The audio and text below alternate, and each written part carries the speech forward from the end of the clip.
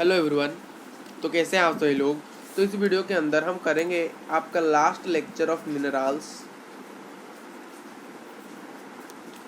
And power resources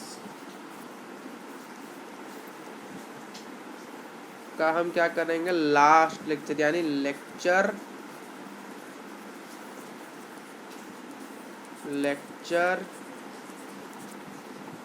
3 कर लेंगे, यानी लास्ट लेक्चर ये होगा आप लोगों का। तो इस लेक्चर का एजेंडा क्या होगा, इसका हम क्या क्या डिस्कस करने वाले, डिस्कशन क्या करेंगे, मैं लिख देता हूँ यहाँ पर डिस्कशन। तो क्या क्या यहाँ पर डिस्कस किया जाएगा। सबसे पहले विंड एनर्जी को यहाँ पर डिस्कस किया जाएगा आप लोगों के लिए। सबसे इजी विंड एनर्जी होगा। फिर सोलर एनर्जी की बात की जाएगी। फिर किसकी हम बात करेंगे, न्यूक्लियर एनर्जी की बात की जाएगी। फिर जियो थर्मल एनर्जी की बात की जाएगी। फिर ताइंदाल एनर्जी की बात की जाएगी। किसकी बात, ताइंदाल एनर्जी, ठीक। और किसकी बात की जाएगी, और बायोगैस एनर्जी की। इन सारी चीज़ों की बात की जाएगी, इन चारों एनर्जी को। ये सारे किन कैटेगरी में आते हैं, ये सारे आपके पावर रिसोर्सेज के अंदर आते हैं, क्योंकि इनसे कुछ हम जनरेट कर, जिस चीज़ से हम कुछ जनरेट कर सकते हैं तो उन्हीं को ही हम कहते हैं पावर रिसोर्सेज। तो आगे बढ़ते हैं। तो सबसे पहले विंड एनर्जी को हम देखेंगे। विंड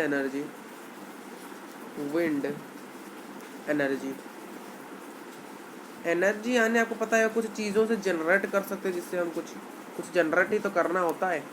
क्या जनरेट कर सकते हैं, ये क्या होता है, ये इनएग्जिस्टेबल सोर्स होता है। ये इनएग्जिस्टेबल होता है, यानी ये एग्जिस्ट जल्दी नहीं कर सकता, मतलब जल्दी ख़त्म नहीं होता। ये इनएग्जिस्टेबल इस नेचर में होता है, इनएग्जिस्टेबल होता है। और एक विंड मिल्स जो होते हैं, विंड मिल्स आपने देखे होंगे, जो कि विंड मिल्स कैसे होते हैं, मान लीजिए ये एक यहाँ पर बीच में होगा, इस प्रकार से यहाँ पर एक चीज़ लगा होगा, यहाँ पर नीचे एक सपोर्ट चीज़ रहेगा, और यहाँ से क्या आ रहे होंगे, विंड्स आ रहे होंगे। ये विंड्स है, ये विंड्स आने से कारण ये घूमता है, इस प्रकार से घूमता है। ये घूमने के कारण इससे बहुत सारे ये जो विंड मिल्स होते हैं, ये विंड मिल्स होता है, ये वाला चीज़, ये जो विंड मिल्स घूमता है वायु के कारण, ये जितना स्पीड घूमे, अगर इसका स्पीड जितना ज़्यादा होके जाएगा, जितना मोर होते जाएगा, तो उतनी क्या होगी, इलेक्ट्रिसिटी जो होती है, वो इलेक्ट्रिसिटी जो होता है, जो इलेक्ट्रिसिटी यहाँ पर कहते हैं ना आप इलेक्ट्रिसिटी, वो इलेक्ट्रिसिटी उतना ही प्रोड्यूस होते जाएगा, वो इलेक्ट्रिसिटी उतना ही प्रोड्यूस होते जाएगा इस जगह में, वो इलेक्ट्रिसिटी इतना ही प्रोड्यूस होगा जितना स्पीड घूमेगा, ठीक।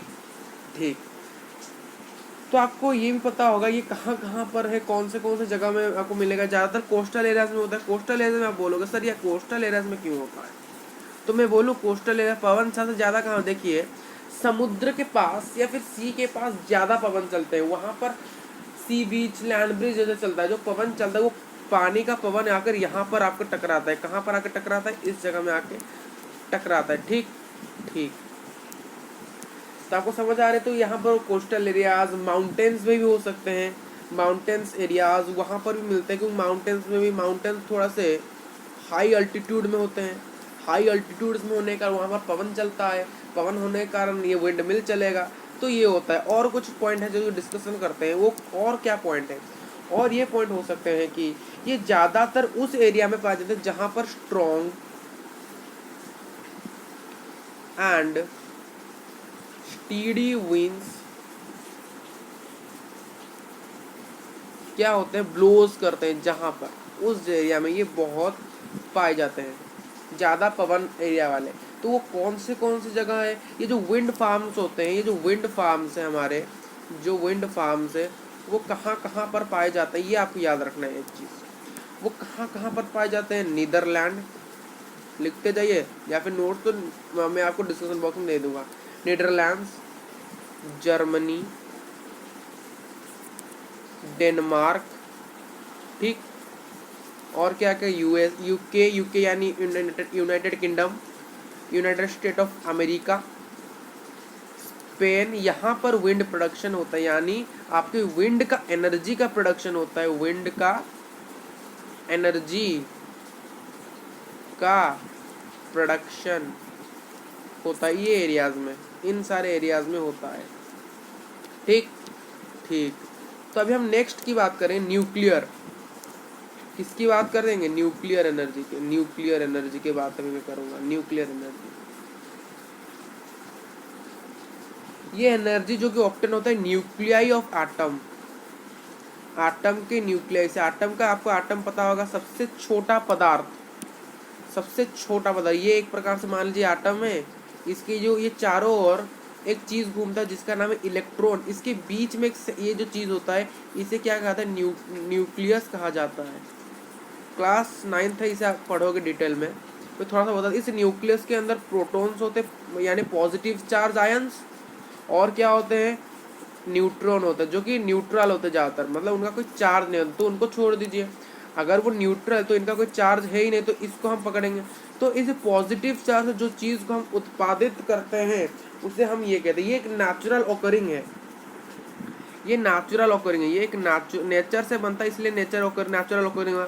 ये कौन से चीज़ यहाँ पर काम में आता है? जैसे कि ये ज़्यादातर यूरानियम, एक यूरानियम होता है हमारा, यूरानियम और थोरोनियम, इन सारे चीज़ों से ये ज़्यादातर उत्पादित होता है, ये कुछ मेटाल से। ओके ठीक, ये आपको याद रख लेना है। और जो न्यूक्लियर पावर कौन कौन है? न्यूक्लियर पावर कंट्रीज कौन है पहले मान लेते हैं। न्यूक्लियर पावर कंट्रीज, तो यहाँ पर मैं इसे ये कर दूँ, न्यूक्लियर पावर कंट्रीज कौन कौन? न्यूक्लियर पावर कंट्रीज, कंट्री कौन, किस किस कंट्री के पास न्यूक्लियर पावर है? वो यूएसए एक होता है, यूनाइटेड स्टेट ऑफ अमेरिका, और एक यूरोप में भी बहुत सारे, जैसे कि यूरोप में रूसिया मेनली, ज़्यादातर रूसिया के पास होता है, और ऐसे कई सारे हैं। मैं रूसिया का नाम जानता हूँ, रूसिया के पास होता है, मतलब यूरोप में रूसिया के पास, यूएसए, इन सारे के पास होता है।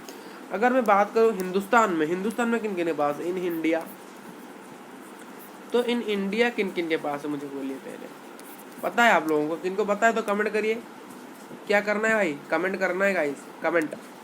कहाँ कहाँ पर? जैसे कि इन हिंदुस्तान में झारखंड, राजस्थान के पास ज़्यादा है, राजस्थान,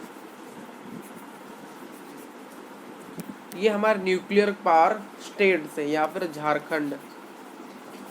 ठीक, ये सारी चीज़ें हैं, झारखंड। और क्या क्या? कुछ एरियाज केरला के ये हमारे न्यूक्लियर पावर स्टेट्स है। अभी हम नेक्स्ट में बात करेंगे किनके बारे में? पावर स्टेशन कहाँ पर गए, यानी पावर स्टेशन के बारे में। कुछ पावर स्टेशन भी हमारे इंडिया में है। पावर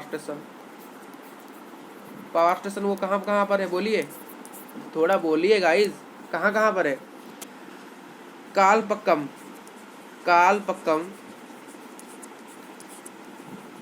तमिलनाडु, TN में लिख देता हूँ, तमिलनाडु यानी TN तमिलनाडु। तारापुर महाराष्ट्र, MH तारापुर महाराष्ट्र। और कहाँ कहाँ? राणा प्रताप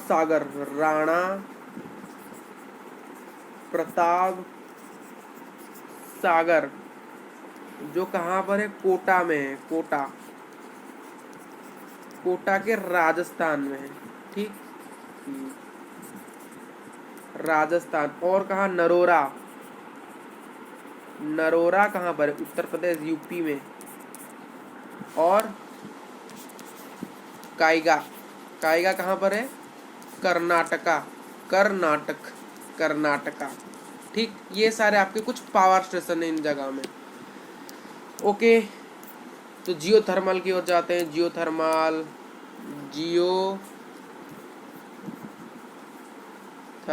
थर्मल यानी हीट। ये ज़्यादातर हीट एनर्जी के लिए ही होता है, हमारा हीट एनर्जी यहाँ से ज़्यादातर आता है। और क्या होता है? और ये ज़्यादातर कभी कभी ये क्या करता है? हॉट स्प्रिंग बना देता है, कभी कभी इसकी वजह से हॉट स्प्रिंग भी बन जाते हैं, जहाँ पर हीट रह के हॉट स्प्रिंग बना देता है कभी कभी। और क्या होता है? ये जनरेट पावर भी करता है। ये क्या करता है? जनरेट पावर भी ये करता है। ये हमारे कुकिंग, मतलब इसके वजह से हम कुकिंग, हीटिंग, बाथिंग हम इन हॉट स्प्रिंग में कर सकते हैं। ये सारी चीज़ें हम इन हॉट स्प्रिंग में कर सकते हैं। और कभी कभी कुछ सरफेस के कारण यहाँ पर हॉट स्प्रिंग बन जाते हैं, जो कि आपने हॉट स्प्रिंग देखा होगा। इनके सरफेस अगर वो जियोथर्मल एनर्जी के फैक्टर की वजह से ऐसा होता है हमारा हॉट स्प्रिंग बन जाना, ठीक। और ये जितना ज़्यादा टेम्परेचर ज़्यादा होगा, अगर जितना ज़्यादा टेम्परेचर बढ़ेगा उतना हीट प्रोड्यूस होगा, तभी मज़ा आएगा इनको। इन कंपनियों को ज़्यादा मज़ा तब आता है और लाभ तभी आता है ज़्यादा। तो आगे बढ़ते हैं टाइंडल एनर्जी। उससे पहले मैं थोड़ा सा बात करना चाहता हूँ जियोथर्मल एनर्जी।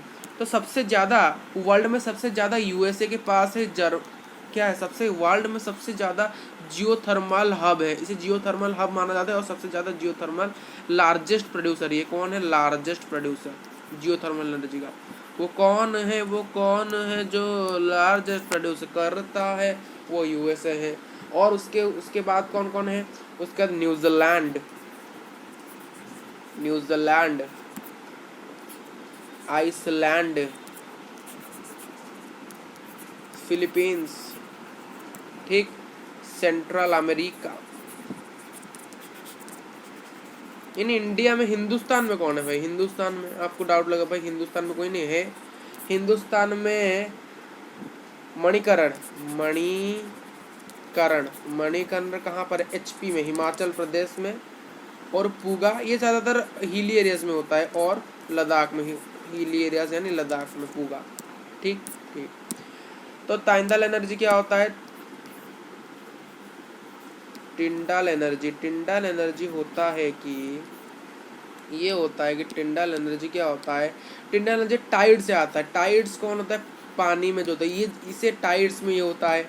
और ये जनरेट पावर भी करता है, जनरेट पावर, इलेक्ट्रिसिटी, ये सारी चीज़ें ये क्या करता है? जनरेट करता है। और क्या करता है? इसकी वजह से हम एक महत्वपूर्ण चीज़ हमको मिलता है, वो क्या है? डैम। एक डैम भी हमारा निर्माण करने के लिए हमें टाइंडल एनर्जी चाहिए। ये कहाँ कहाँ है? रूसिया में है, फ्रांस, हमारे हिंदुस्तान के गल्फ ऑफ कच्छ, कहाँ पर? गुजरात, गल्फ ऑफ कच्छ, ठीक, गल्फ ऑफ कच्छ, इंडिया। ये सारे टाइंडल फार्म्स यहाँ पर है। क्या क्या? टाइंडल फार्म, TF, टाइंडल फार्म यहाँ पर आपको मिल जाएंगे। आगे बढ़ते हैं बायोगैस। तो बायोगैस एनर्जी ये एनिमल के वेस्ट से बनाया जाता है। Dead plants, animals, dead plant and animals के वेस्ट से इसे बनाया जाता है। वेस्ट कह सकते हो, जो कि डग मटेरियल, किचन वेस्ट, ये सारों को हम कन्वर्ट करते हैं एक गैसियस फॉर्म में। किस फॉर्म में? गैसियस फॉर्म में। इसे हम बायोगैस कहते हैं। यही आपका साइकिल है, इसे याद रखने वाला, ठीक, ये आपका साइकिल है। और क्या होता है यहाँ? बायोगैस किसके लिए एक्सटेंड होता है? ज़्यादातर कुकिंग हम इसे कर सकते हैं, कुकिंग, हीटिंग, और क्या क्या कर सकते हैं। ये बहुत ऑर्गेनिक मैन्योर भी प्रोड्यूस करता है हर साल, ऑर्गेनिक मैन्योर में, ठीक, ये सारी चीज़ें हैं।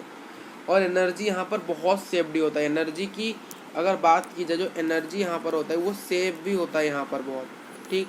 तो ये थे आपके इस चैप्टर में। तो ख़त्म करते हैं आपके इस लेक्चर को पहले। ओके, लेक्चर को हम यहाँ पर ख़त्म कर लेते हैं। Thank you. तो नोट्स डिस्कशन बॉक्स में। Thank you for watching this video.